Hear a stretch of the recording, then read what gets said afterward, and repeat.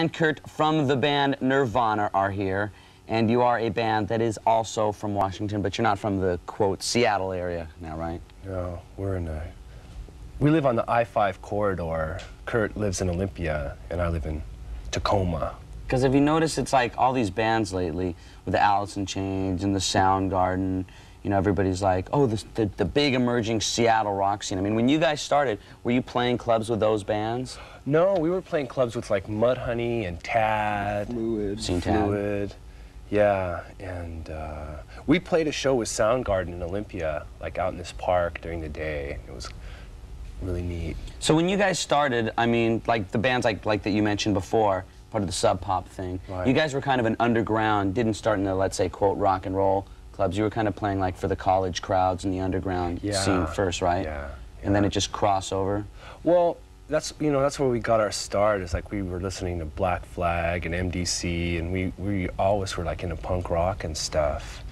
And we just kind of fell into this Seattle thing with like all the bands that I mentioned before. Because the way they're categorizing it, they're calling it, you know, part of this grunge sound. And now they've said, you know, Nirvana is the newest band in this, you know, I hate putting labels on things, but they're saying that you're the newest of this, the new grunge sound. Yeah.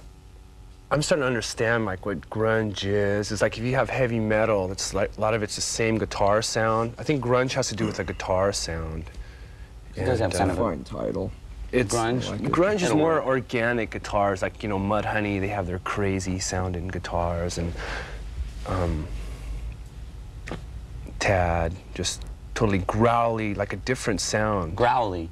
Growly, yeah. So like Tad, he's a big bear, and he just growls. Like, ugh. Should be in a tour bus with that guy.